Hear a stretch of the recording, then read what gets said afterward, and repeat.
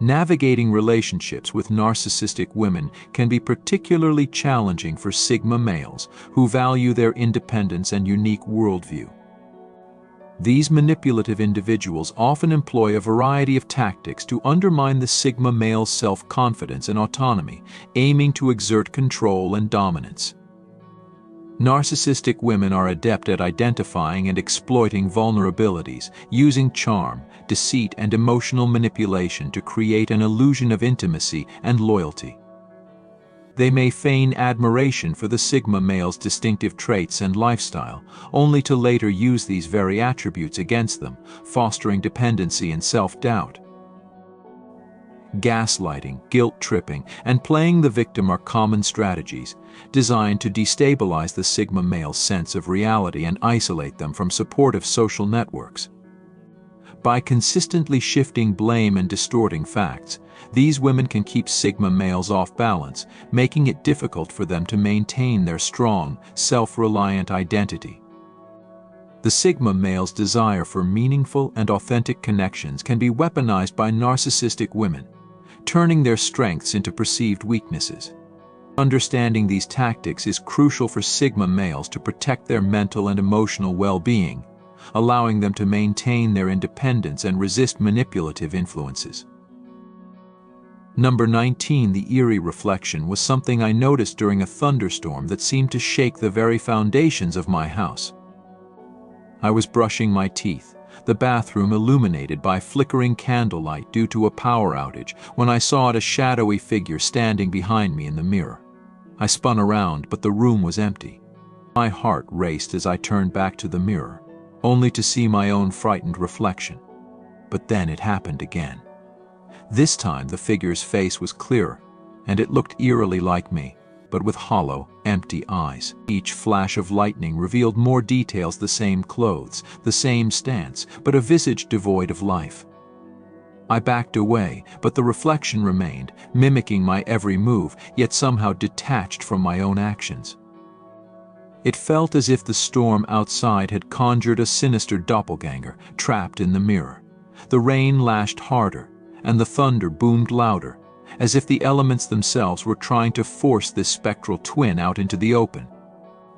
I covered the mirror with a cloth, but the sense of being watched lingered long after the storm had passed, leaving me to wonder if the reflection had found another way to haunt me. Number 18. The whispering walls of my old house seemed to come alive during the fiercest of storms. On one particularly violent night, the wind howled and the rain pounded against the windows with a vengeance. I sat in the living room, the only light coming from the flickering flames in the fireplace.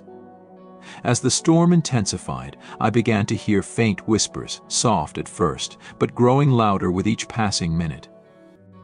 They seemed to emanate from the very walls themselves, a chorus of voices speaking in hushed tones, too garbled to understand. I pressed my ear against the wall, trying to make sense of the words, but they remained elusive, like fragments of forgotten conversations. The whispers grew more insistent, almost frantic, as if trying to convey a warning. Suddenly, a loud crack echoed through the house, and the power went out, plunging me into darkness. The whispers ceased, replaced by an oppressive silence. I groped for my flashlight and shone it around the room, half expecting to see faces staring back at me from the walls. The storm eventually passed, but the whispers left an indelible mark on my psyche, a reminder that some mysteries are best left unheard. Number 17. The haunted melody first came to me during a night when the rain fell in sheets and the wind carried a mournful tune through the cracks in my windows. I was alone, trying to write, but the storm made concentration impossible. As I stared at the blank page, I heard it, a soft, eerie melody that seemed to float on the air, weaving through the storm's chaos. It was beautiful yet haunting, a song that tugged at the edges of my memory. I searched for the source, but it seemed to come from everywhere and nowhere at once. The melody grew louder, more insistent, and I felt an overwhelming urge to follow it. I found myself in the attic, where an old, dusty piano sat forgotten. The keys moved on their own, playing the haunting tune. As I watched, entranced, the music seemed to tell a story of love and loss, of a time long past. The storm outside raged on, but inside I was caught in the spell of the melody, unable to break free until the final note faded into silence. When the storm passed, the piano was still, but the memory of the song lingered, a ghostly echo in my mind. Number 16. The spectral handprints appeared during a particularly fierce storm, when the wind howled and the rain lashed against the windows with an almost supernatural fury. I was cleaning the old, dusty mirrors in the hallway, trying to distract myself from the tempest outside. As I wiped away the grime, I noticed something chilling: tiny handprints, as if made by a child, appearing on the glass.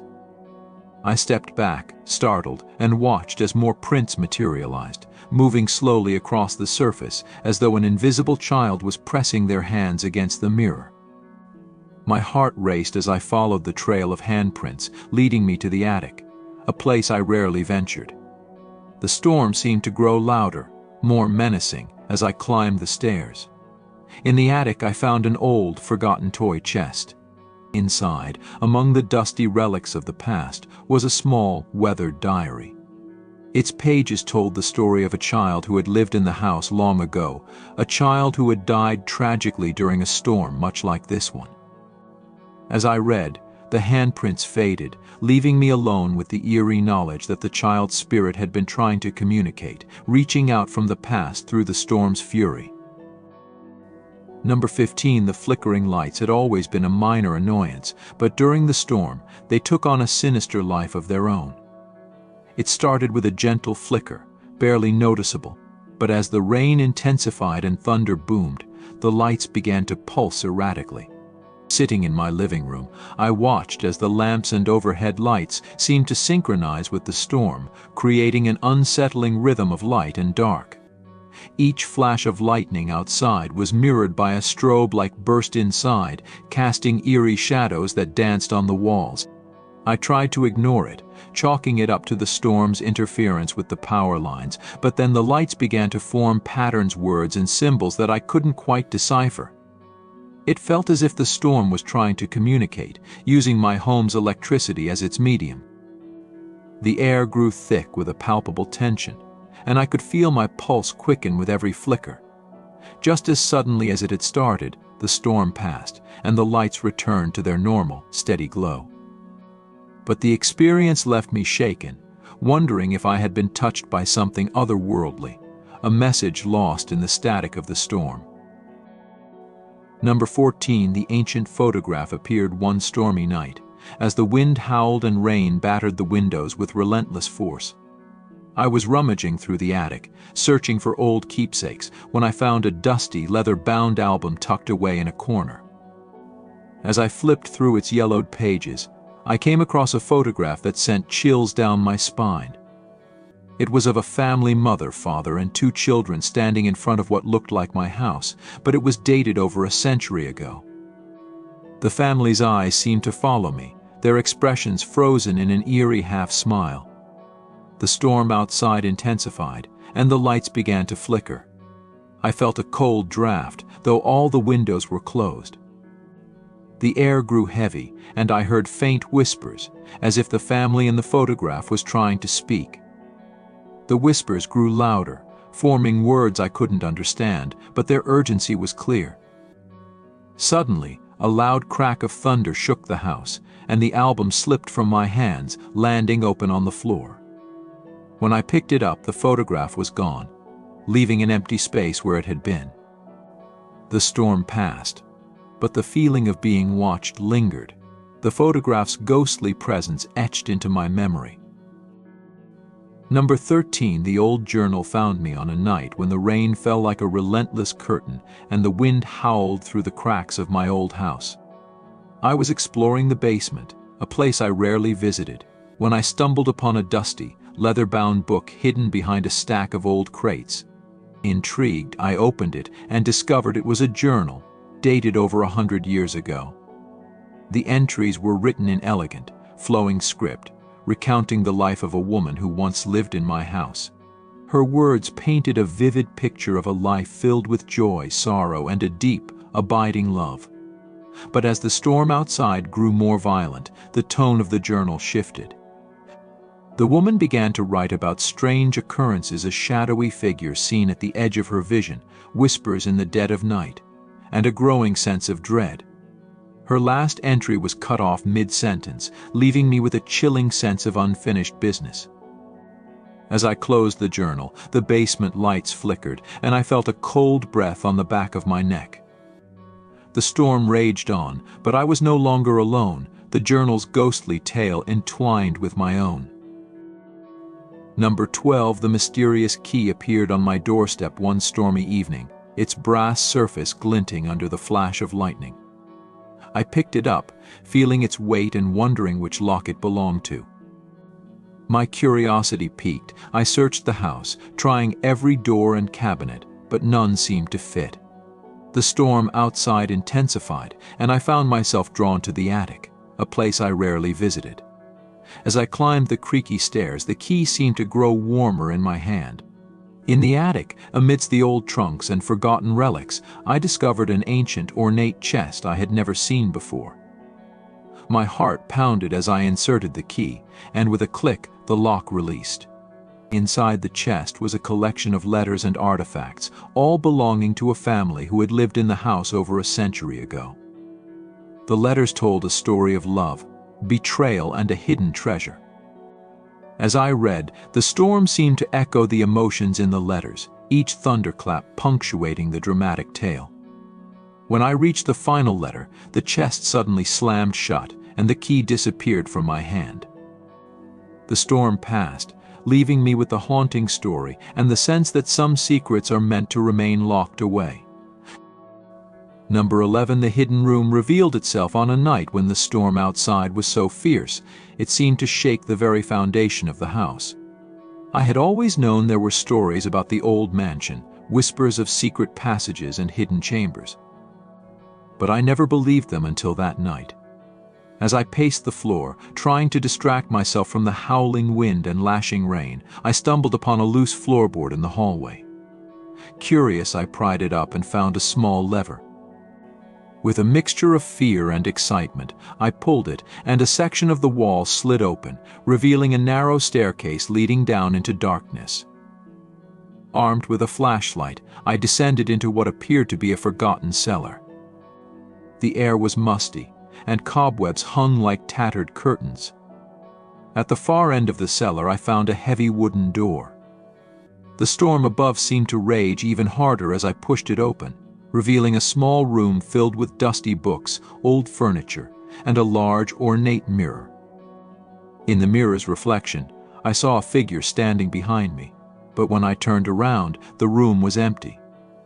The storm passed, but the discovery of the hidden room and its spectral occupant left me with a sense of unease that never quite faded. Number 10, the echoing footsteps started on a stormy night when the rain hammered against the roof like a relentless drum. I was lying in bed, trying to fall asleep despite the noise, when I heard them soft, deliberate footsteps echoing through the halls. At first I thought it was my imagination, but the sound grew louder, more distinct. I sat up, straining to listen as the footsteps seemed to move closer, pausing outside my bedroom door. My heart pounded as I mustered the courage to get up and investigate. The hallway was dark, the only light coming from the occasional flash of lightning. I saw nothing, but the footsteps continued, leading me down the stairs and into the living room. There, in the dim glow of the storm, I saw faint, wet footprints on the wooden floor, leading to the front door. The footsteps stopped abruptly, as if whoever or whatever had made them had vanished into thin air. The storm eventually subsided, but the memory of those echoing footsteps and the unanswered questions they left behind lingered, a haunting reminder of the night when the storm brought more than just rain and thunder into my home. Number 9, the broken music box started playing on a night when the storm outside was so violent it rattled the windows and shook the walls. I had found the old music box in the attic earlier that day, its once beautiful exterior now tarnished and worn. Out of curiosity, I had tried to wind it up, but it didn't play. Now, as I lay in bed, listening to the tempest outside, I heard the faint, tinkling notes of the music box's tune drifting through the house. I got up and followed the sound, which led me back to the attic. The music grew louder as I climbed the stairs, each note clear and haunting. When I reached the attic, the music box was sitting on an old, dust-covered table, its lid open and the ballerina inside spinning slowly. I watched, mesmerized, as the melody filled the room. But then, the music slowed and distorted, as if the box was struggling against some unseen force. Suddenly, the lid slammed shut, and the room was plunged into silence. The storm raged on outside, but the eerie music and the inexplicable movement of the box left me with a sense of unease that lingered long after the final notes had faded away. Number 8. Initially, a narcissistic woman can seem like a dream come true. She knows exactly how to present herself in the most attractive light, appearing beautiful, sexy, and seemingly perfect. This creates an illusion of her being the ideal partner, the soulmate one has always longed for. She is a master pretender, becoming whatever she needs to be to captivate her target. She studies him, understanding his likes, dislikes, and desires, molding herself into the embodiment of his perfect partner. However, as the relationship progresses, her true nature starts to surface. Gradually, she shifts from being a loving, supportive partner to a critical and negative presence. This transition is subtle, designed to disarm and destabilize her partner. Yet, Sigma males are different.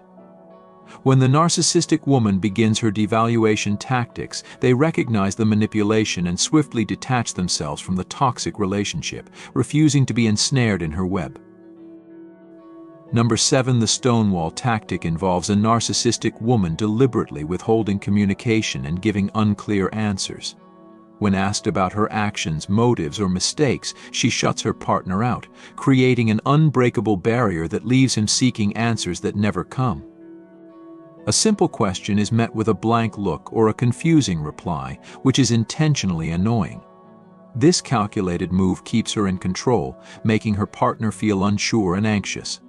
For most men, this lack of clarity leads to confusion and an overwhelming need for closure.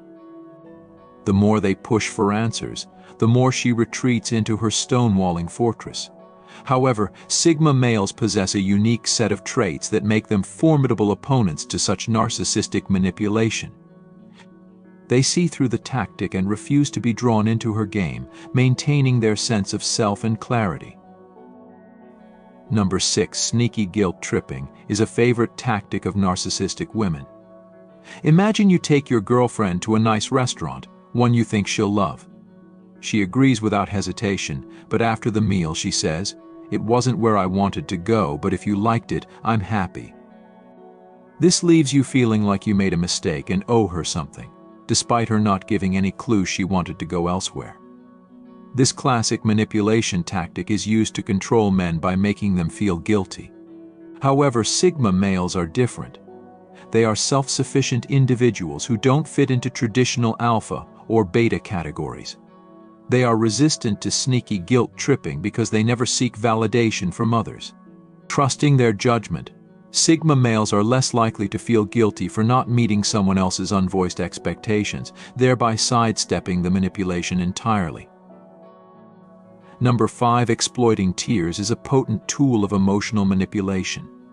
When a woman cries, it triggers a natural response in many men to protect and comfort her. Manipulative women with narcissistic traits exploit this, using tears to twist situations in their favor, gain sympathy, and divert attention from their wrongdoings. For many men, this tactic is incredibly effective because they cannot resist a weeping woman. However, Sigma males are different. They are not easily swayed by emotional manipulation. Valuing logic and clarity, they analyze situations before responding. When faced with tears, they don't immediately rush to comfort but instead assess whether the emotion is genuine or a red flag. This logical approach helps them avoid being manipulated, maintaining control over their emotions and actions. Number 4, joking with hurtful intentions is a subtle yet effective manipulation tactic. When someone makes hurtful comments disguised as jokes, it's like they're trying to hurt you while pretending it's all in good fun. If you confront them, they might say, "Oh, I was just kidding." Can't you take a joke? This dodges accountability and makes you doubt your emotions. Narcissistic women use this tactic to control their partners by knocking down their confidence and self-esteem. For many men, this is confusing and painful. However, Sigma males, known for their inner strength and resilience, see through these covert manipulation tactics. They do not trust external opinions blindly but analyze situations logically. This ability helps them recognize and deflect hurtful jokes, maintaining their self-confidence and emotional stability. Number 3, weaponizing compliments is a calculated move by narcissistic women. Compliments are comforting and appreciated, like a warm hug on a cold day. However, when used as a tool of manipulation, they are far from innocent. Narcissistic women know how to boost a man's ego, making him feel invincible, lowering his defenses, and gaining control over him. By feeding his ego, she turns him into a puppet, dancing to her tune. When she compliments him, he feels perfect, free from shortcomings. But Sigma males are observant. They can quickly read between the lines, filtering genuine compliments from fake ones. This discernment helps them avoid falling into the trap of manipulation, maintaining their autonomy and self-respect. Number 2, love and sex bombing is a dangerous tactic used by manipulative women. Love bombing involves overwhelming a partner with affection to manipulate them, but sex bombing takes it further. These women, with high sex drives, fulfill all their partner's desires, creating an intoxicating reality. However, this is not genuine affection but a tool of control. Once the man is hooked, they pull back, leaving him craving the lost attention and affection. This tactic can be dangerous, but Sigma males, with their keen sense of intuition, are less likely to fall for it.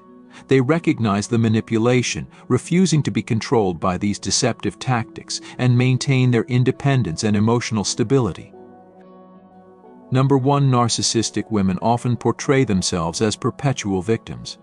They use their vulnerabilities to gain control and sympathy, telling tales of destruction and painting themselves as innocent prey while subtly shifting blame onto others.